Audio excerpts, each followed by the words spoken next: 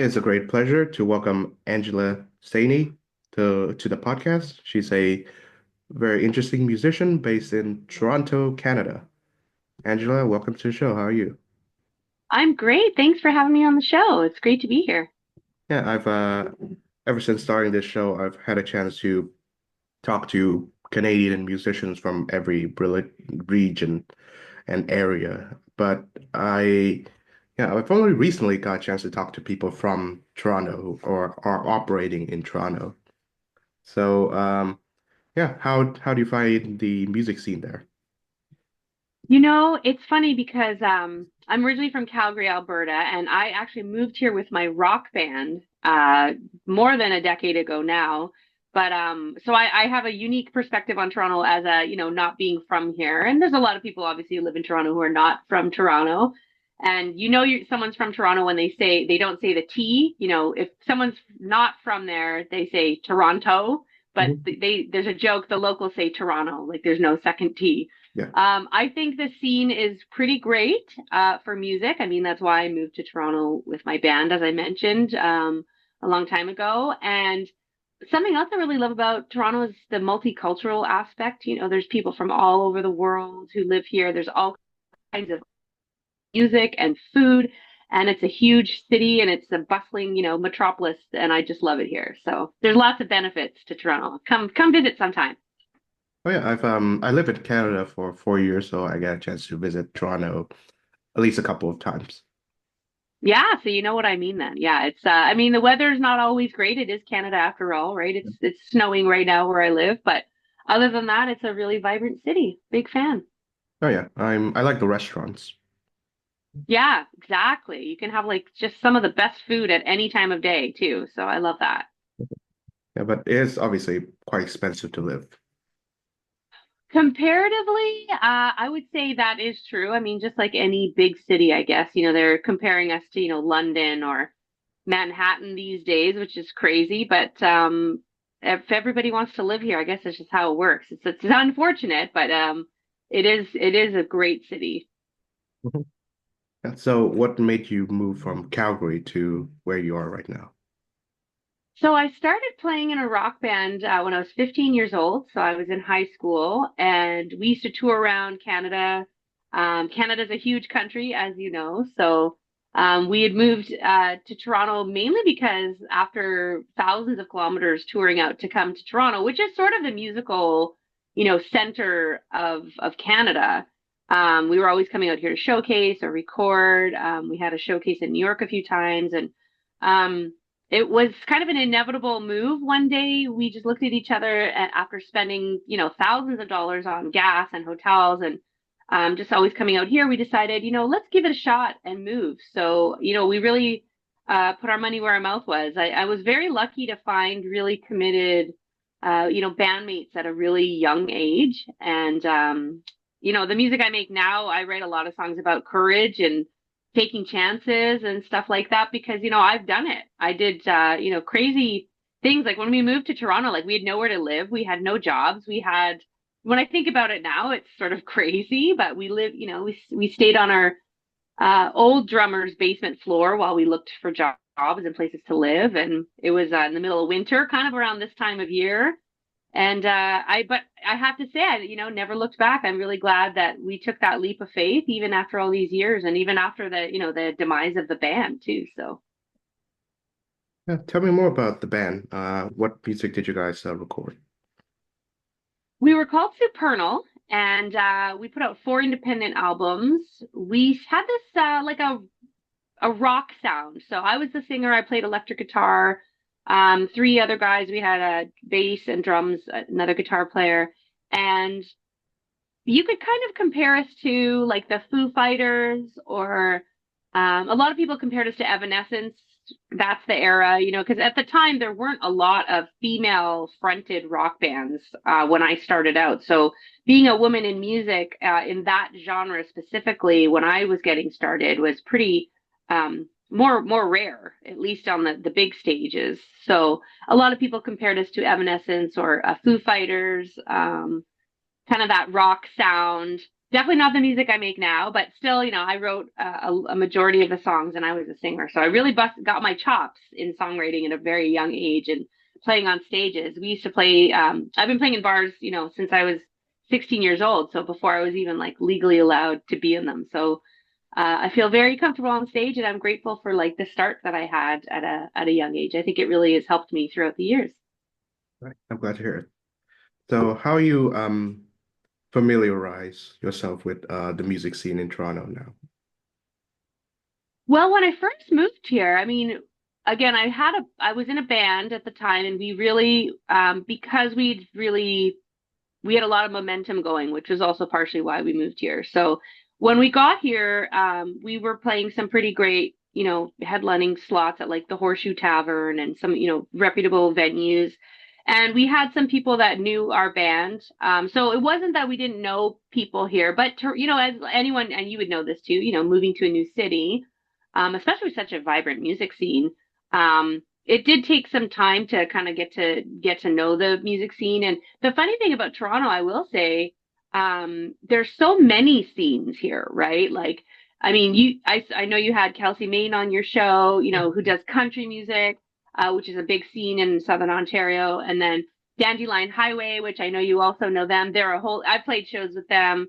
They're in a different, totally different genre. So even if you look geographically, I feel that Toronto has its own scenes geographically and, of course, within genre. So, one easy way when I first went solo, which is its own, sequence of events that happened, but I met a lot of people actually going to open mics, which I think is a great way to meet other musicians and for example, I met the producer of my second record at an open mic where I started going every week and really getting my chops playing as a solo artist. And so that's a if for anyone who ever goes to any new city, if you're a musician, I mean, open mics are a really great way to meet other people that are interested in what you're interested in. So that's the nutshell of it. Mhm. So is your music as a solo artist different from or similar to the music that you did as a band? Pretty different, pretty different. Yeah, like I said, we were a rock band, pretty heavy rock. I had heavy distorted guitars, that kind of sound. And while I do play with a band, these days too, and I play solo, generally on my acoustic guitar, but I also play an electric. Definitely different sound. I mean, I definitely am a cross-genre artist, but I would say, folk and country and pop roots, it all kind of culminates into my sound. So it's definitely not as heavy at all as what I used to do. And I think that, thematically, my songs are way more like, well, obviously personal. And that was part of my jump kind of going into my solo career was just being my authentic self the best that I could. And that really reflects in the songs too. There's a lot of positivity and empowering themes in my music, which is intentional, but really a reflection of who I am. So that's a big departure from the music I used to make, and I think that the sound itself, of course, can't be, you can't really compare them. It's a lot more, easy listening and poppy and kind of catchy chorus kind of music now. I see. Yeah. So speak about Toronto. You have a couple of shows upcoming in the city. So tell me more about them. Yeah, I'm playing. I've got a few. I'm not sure what's on my website right now, but I'm playing. My next show is going to be in Kensington Market at a place called the Supermarket, and this is a writers' round. So this is coming up this Tuesday. And the thing that I love about talking about this right now is that the Supermarket is a venue in Kensington Market. Um, and that was where I got my first start, kind of meeting all these people at the open mic that I just mentioned. So that's the same venue, which I love. That kind of just was a great segue. And it's a cool new series. It's called Kensington Unplugged. So it's kind of a Nashville style writers round. So in Nashville, which I've been there many times too, it's kind of the style that they have with songwriting rounds is you might have three or four artists on stage at the same time, and you just alternate playing songs, and everyone's on stage at once. And it's a kind of a fun flow of a presentation of songs because you get up and sing one song and then you sit back down and then the next person plays. And so you're really kind of on stage together creating this show. And some of you might not have even met these people, right? And it's kind of a fun exchange of energy, I think, because I never come into a songwriting round with an idea of what I'm going to play, because I think that it really does have this sort of flow. Like the person who might play before me might have this, sad heartbreak song where everyone's on the verge of tears almost. And then I might either play off of that and be like, okay, you want to keep crying, or whatever. Or I could, I might be like, okay, like let's wipe the tears away and let's change flip the station kind of, So I think that it's really fun. So that's one that's coming up. That's February the 11th, yeah. And I have a show coming up at Sauce, which is a cool spot on the Danforth. That's March 8th. It's International Women's Day. And I'm playing with a great artist named Madison, who's based in Cranbrook, BC. And we're going to do a double bill, and that's going to be super fun. And I'm going to be playing that one with my acoustic trio. And that's going to be really, really fun. That's 8 to 11 p.m. And then my next show after that is also a special event because it's the spring equinox. So it's sort of, the return of the light, as I like to say, the return of spring. So that's March 20th, and that's in Guelph. So that's Guelph, Ontario, at a place called Atmosphere. And that'll be from 8 to 10 on March the 20th. Mhm. Yes, I wish you the best of luck with these shows. And since you mentioned Madison, is her name spelled, or at least her artist name spelled with a U instead of an O?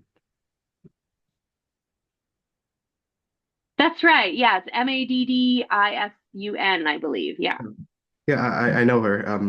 I think I invited her on this very show last year, and she recently sent me a couple of CDs of her music too. So that's her.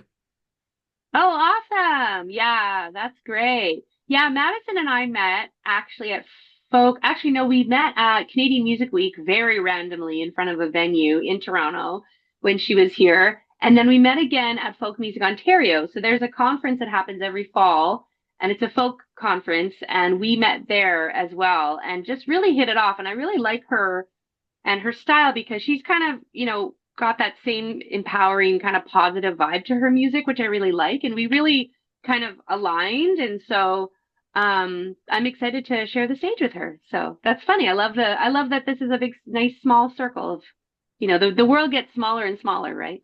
I know. Yeah. So is she coming to Toronto, or are you coming over to BC to group with her? The show's in Toronto. That's at Oh, Sauce. So that'll be March the 8th. Yeah. oh, For okay. International Women's Day. It's perfect timing. I see.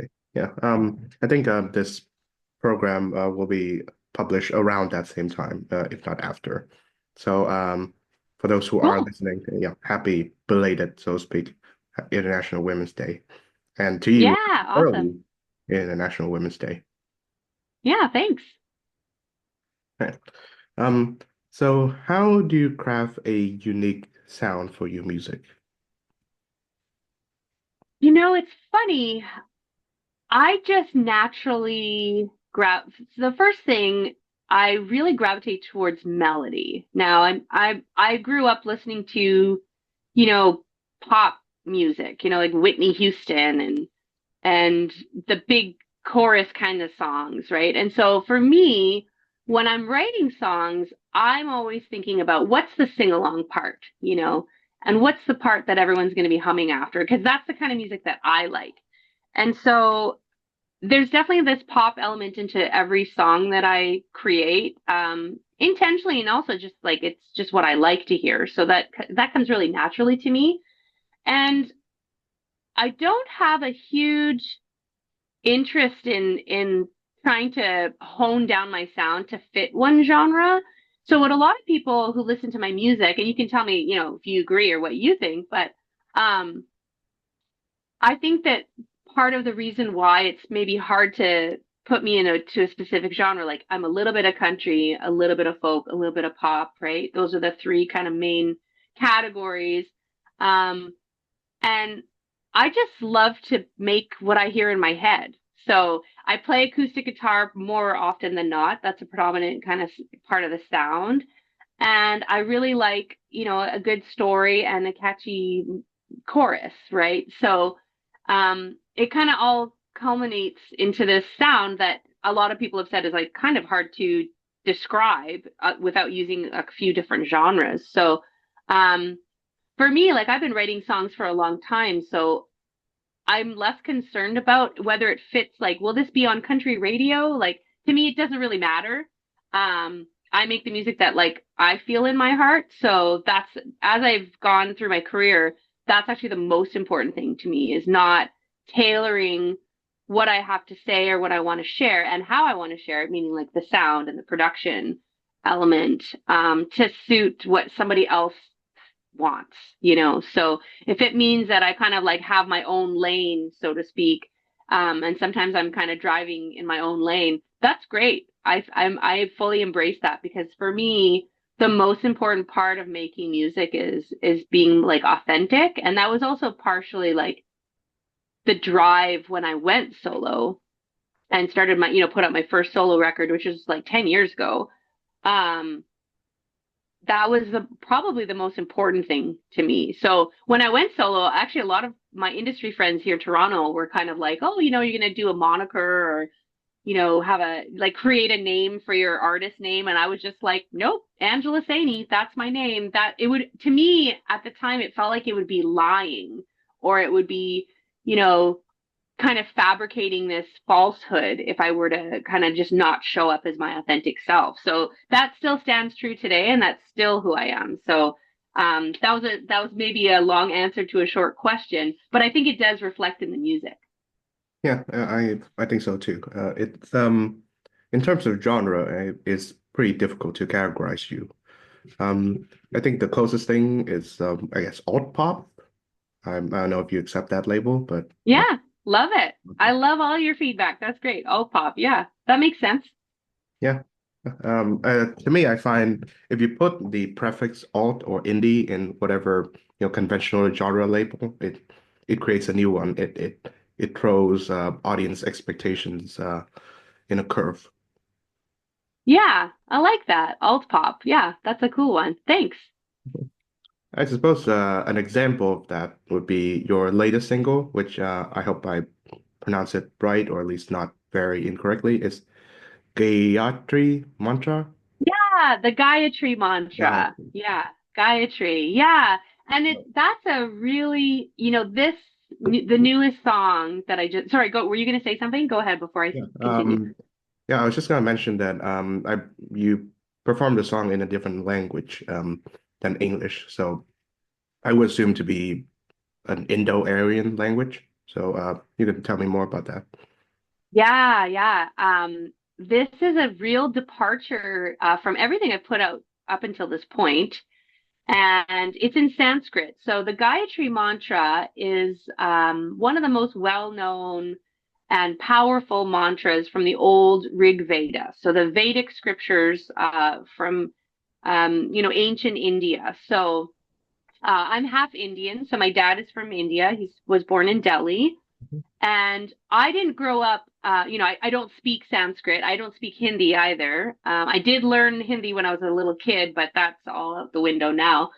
Like I took lessons, let's say. I didn't ever really speak it, but um, I heard the Gayatri mantra for the first time in 2020. So during the pandemic, I started taking this healing and meditation course online. I was really drawn to, the world was shut down, and I heard the person who was facilitating this course had done a version of it, like sang it. And so it was the first time I'd ever heard the Gayatri Mantra. And even though it's something that's well known, and my dad says, to this day that the Gayatri Mantra is something that people, when he was a kid, for example, it's a mantra that you either hum or sing or chant um, every day. Like it's like a morning ritual that you say or sing this mantra. So I'd never heard it before, but when I heard it for the first time, it filled me with this sense of just ultimate joy. that's all I can like say about it. Like my response physically was like, "Oh, I love this."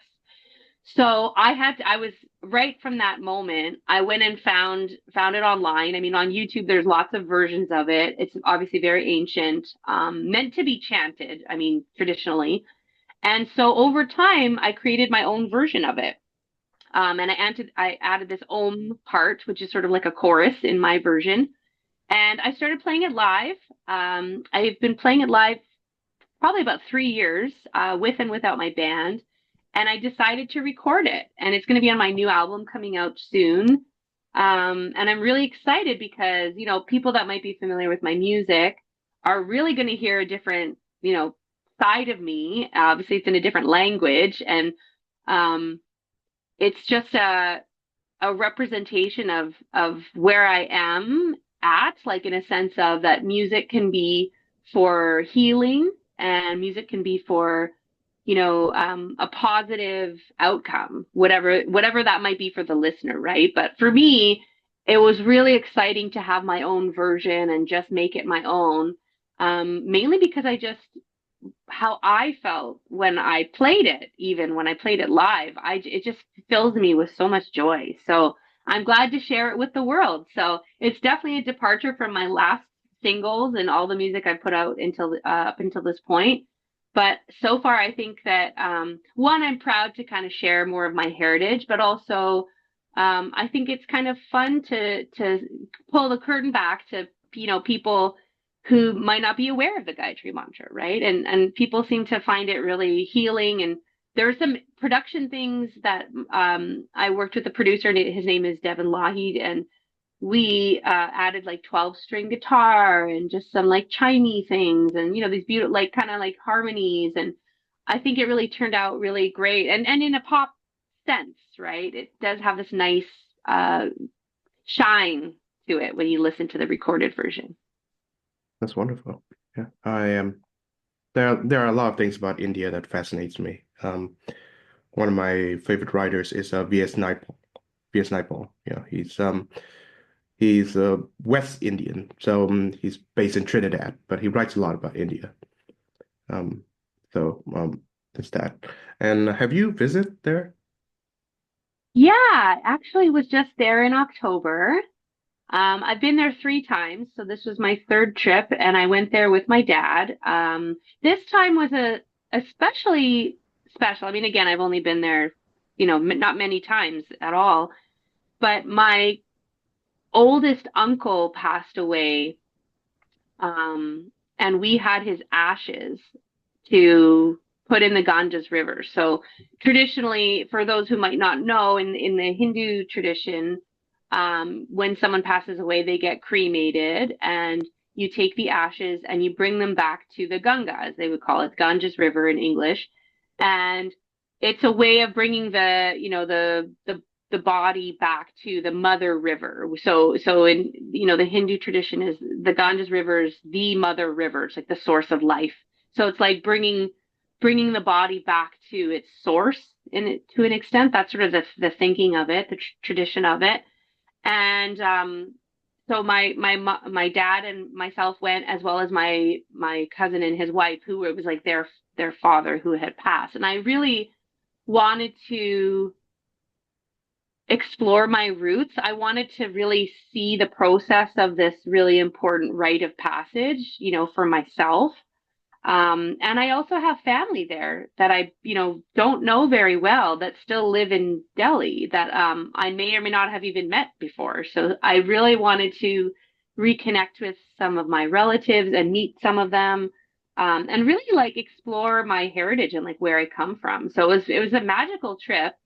And in some ways, I mean, India is a very um, special place. Like for when you visit there as a foreigner, it can be very challenging in some ways because it's just very, compared to Canada, it's a very chaotic place. And foreigners are pretty rare there. So that creates its own challenges. But it was a really special trip for me. And I was really glad. I'd already started recording the Gayatri Mantra before I left. but to finish all the vocals and we did the 12-string guitars and some of it after I came back, it was just the timing was really special to kind of, for the first time in my musical career to kind of like share this other side of like who I am. So well timed. Yes, of course. Tell me more about your upcoming album. Wow, I'm very excited about it. It's been about not even quite a year in the making. I'm finishing up the last song to record, so it's not all completely recorded yet, but I released the first single in September, actually right before my India trip, so September, just end of September 2024. And that song's called Wanna Be You.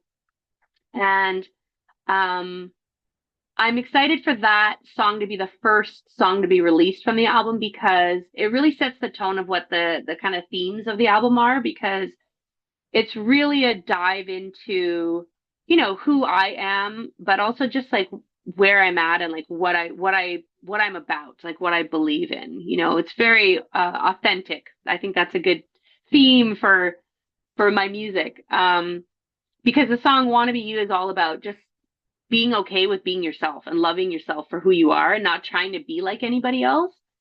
And the next single that's going to be coming out in 2 months from now is called Puzzle Piece. And that also kind of explores my uniqueness, personally, just being a biracial person and some of the challenges I had growing up being different. And everybody has some way that they're different, right? Like we might have I've talked to a lot of people in my travels, people who were, bullied or they never felt like they fit in or I have a song called Black Sheep from my last record, which really explores that idea of like, be okay with being the black sheep, be okay, being yourself and not trying to conform to someone else's standards.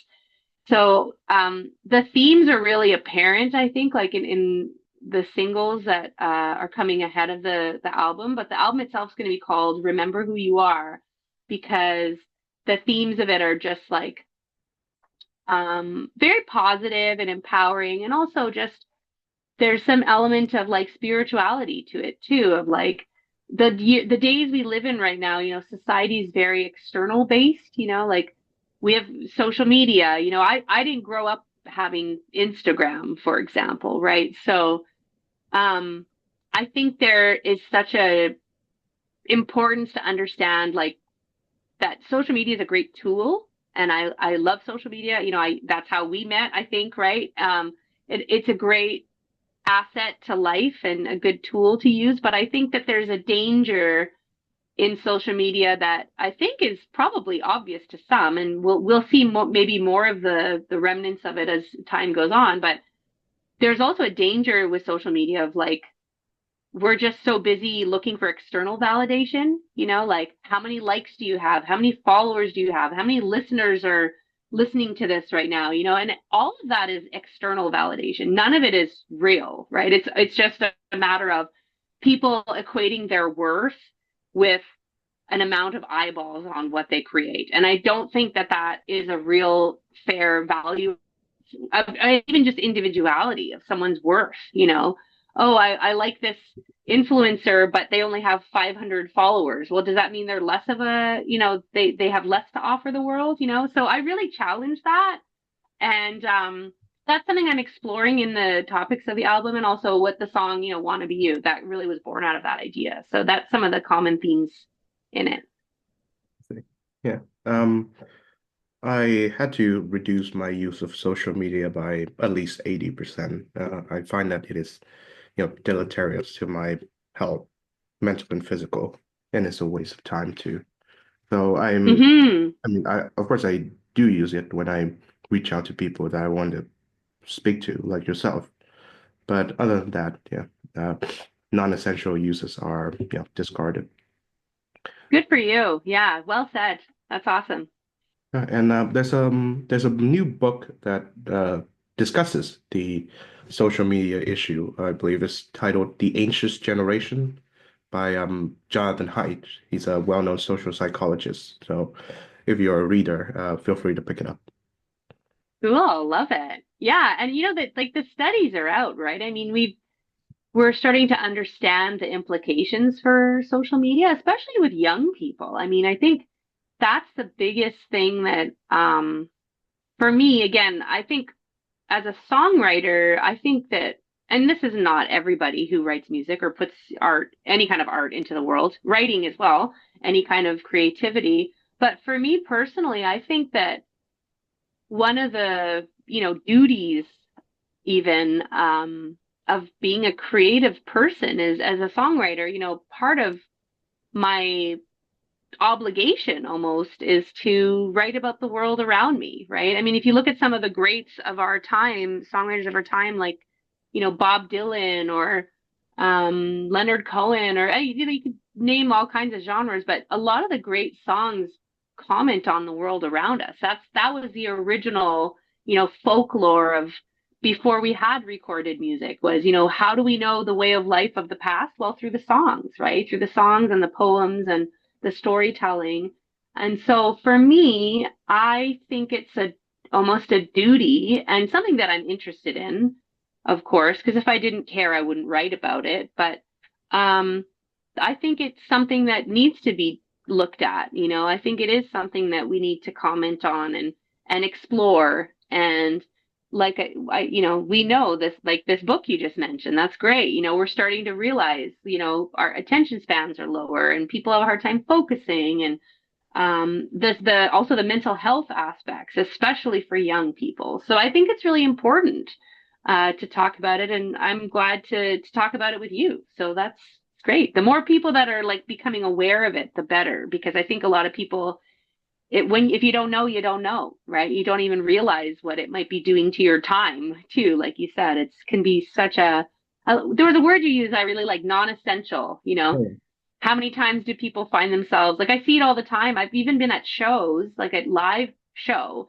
Someone has paid money and put in time to be at a show, a live performance, and not my shows, like if I've been in the audience, I mean, and I've seen people like on their phone, like scrolling, and I'm like, why are you even here? It just is so crazy to me. I think it's just too natural to just flick on the phone and just start going in another world. It doesn't make any sense to me.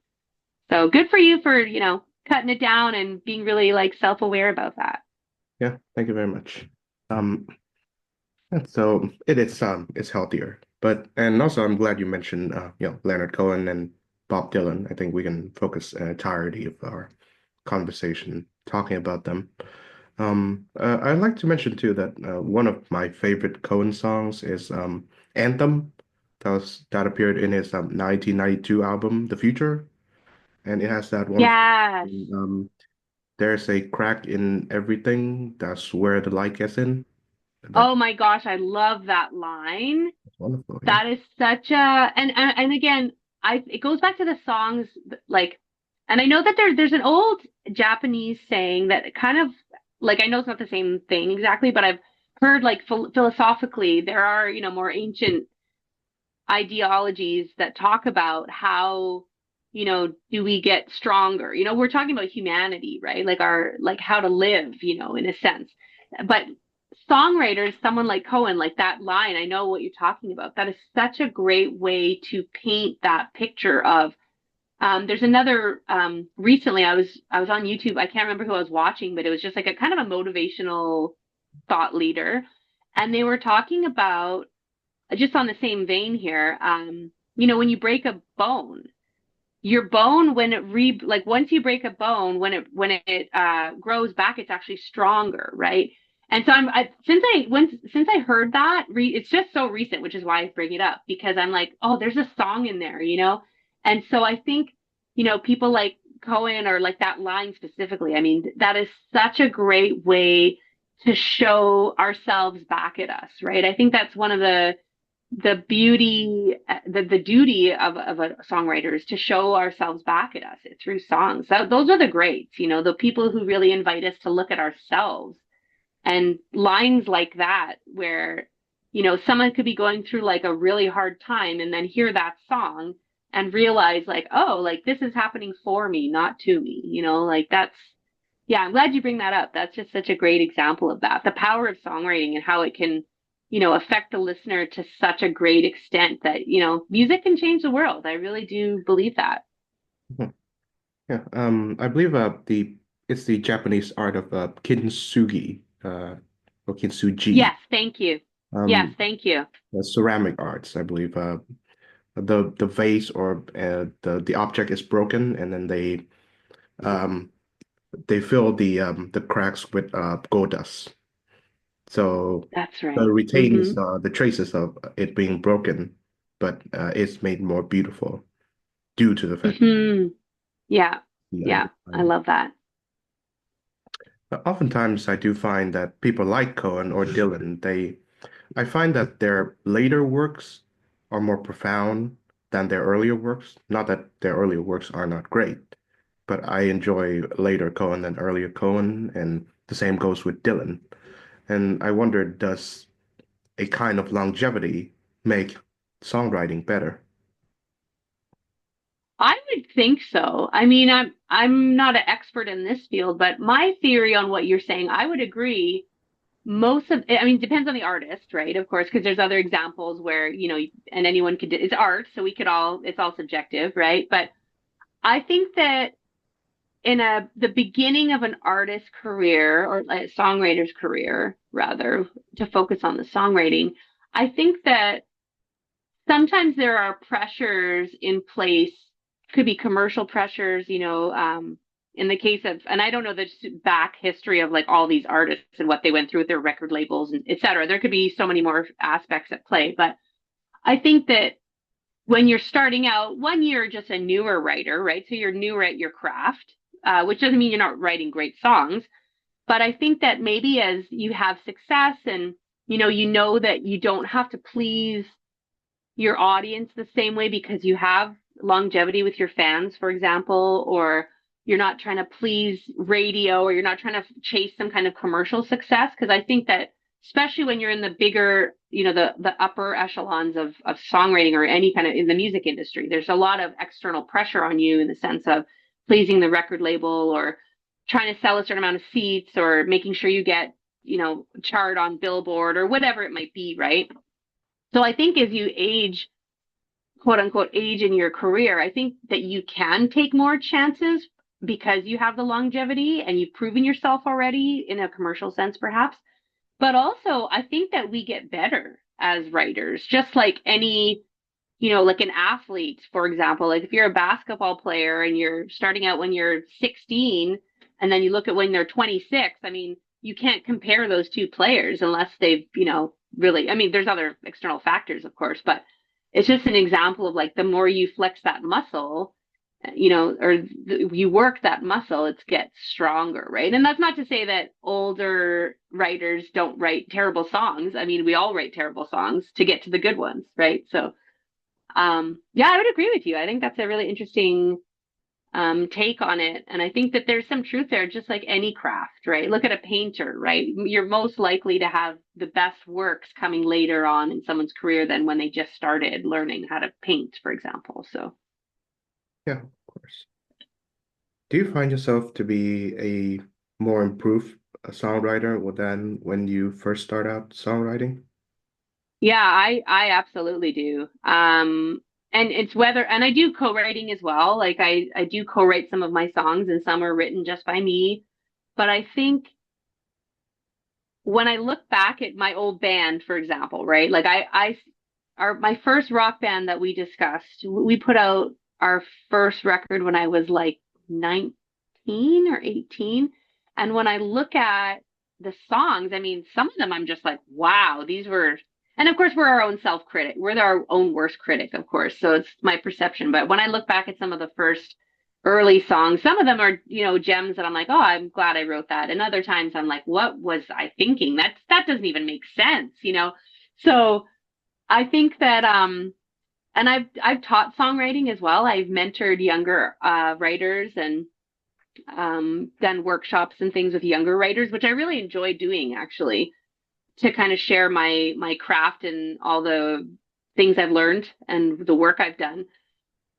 I find that the younger writers um they live in their head a lot, right? So they could write a breakup song, for example, and then when you read the lyrics or hear the song, it's a little bit lost on you, and you're sort of like, well, what does this line mean, or what does this mean? And to a young writer, they're like, they just think like, well, don't you know how I feel? And they just put like, and I was like this too when I first started as a teenager, right? Like I would write down things and just assume the listener knew what I meant.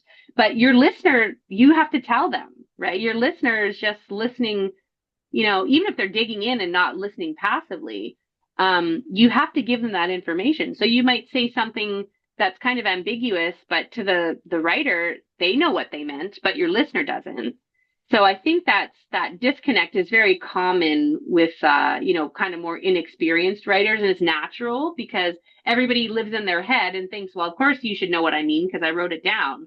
But that's not always true. So in my writing now, I mean, I can look at even over my career as a solo artist, looking at my past songs, I can even see some of the growth, I think, where right the music I'm writing now or co-writing, it doesn't matter, is just way more to the point. I mean, I think it's just got to be more clear.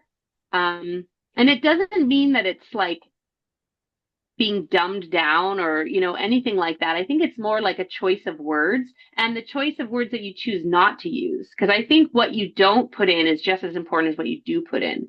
And that can go with melody as well. I could talk about songwriting all day. It's a really fun topic for me, but I think, yeah, as you get older and more experienced, it's natural that you know what to leave out and what to include when you're writing lyrics, for example. Yes, of course. Um, so I'd like to ask about how your personal background plays into, you as a songwriter. I read in your Spotify bio that you're Indian, Austrian, Canadian. So that Hmm. part is self-explanatory. You've just explained to us that you are Indian. So yeah, and I guess what remains is the Austrian. But tell me about how all three of that contributes to, you writing your songs. I think now more than ever it does contribute to my songwriting. So like I mentioned, being different, and just dancing to the beat of your own drum. I think these are themes like the song I mentioned earlier, Black Sheep, which is on my last record, really captures that idea of just not fitting in. And I think that my childhood, and just who I am now, I mean, I'm really embracing my uniqueness more now than ever. But when I was younger, I mean, it was um, at times challenging, right? Like feeling like I, didn't fit in here, didn't fit in here.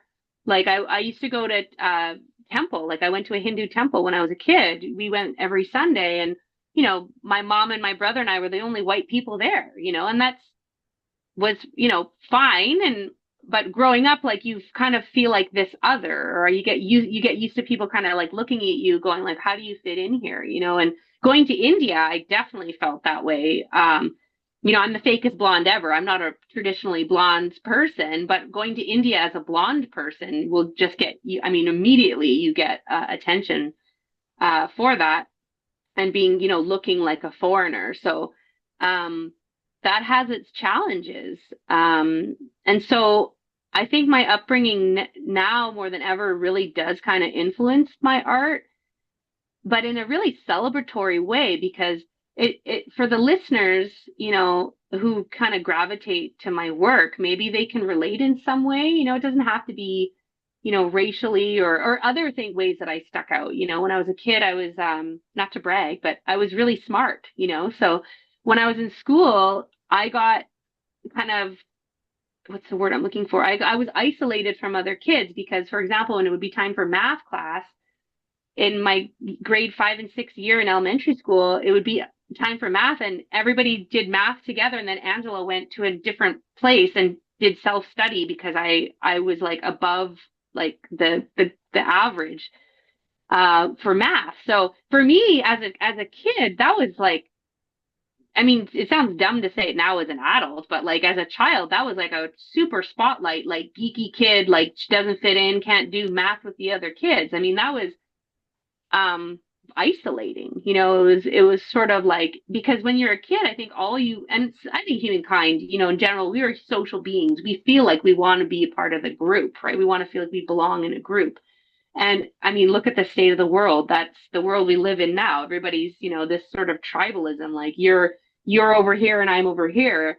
It's kind of crazy now. I mean, I don't think that's natural, but I think in some ways feeling like you want to belong, that's a natural human need to not feel like you're outside of the group. Because think when we were in prehistoric times, that meant you died. If you were outside of the group, you probably didn't survive. So I think that's natural. But I think the people that might gravitate to the messages in my music feels that way in some way. Maybe they don't fit in with their family, or they have different beliefs as their friends, or they just choose to live what, like, it could be anything, right? It could be just for whatever reason they don't conform, or they don't care about likes, or fitting into an algorithm. It could be anything. So to answer your question, I think it really does influence the music, especially for this album specifically. Wonderful. Yeah, I'm excited to listen to the album when it comes out. Thanks. Yeah, I'm looking forward to it. Been a beautiful work in progress. And I think it has some really important positive themes that I think we could use in the world. Mhm. Yeah, and hopefully we can meet again when the album comes out to talk about it. Yeah, that'd be great. That'd be great. Great talking to you. Yeah. So I'd like to end on this question. What does music mean to you? What does music mean to me? Music is a, now if we're talking about songs, not music as like the theory of music, I think songs are a reflection of the writer and the time that they're living in. But just as importantly, it's a reflection of ourselves as the listener. So I think great songs are the songs that show us ourselves. Or they have other purposes like make us dance or make us cry, or all the emotions. So I think it's a reflection of who we are as human beings. I think that's my best way to kind of summarize what I think music is. That's a wonderful way to end on. Thank you very much, Angela Saini, for joining the show. Thanks for having me. It's such a pleasure.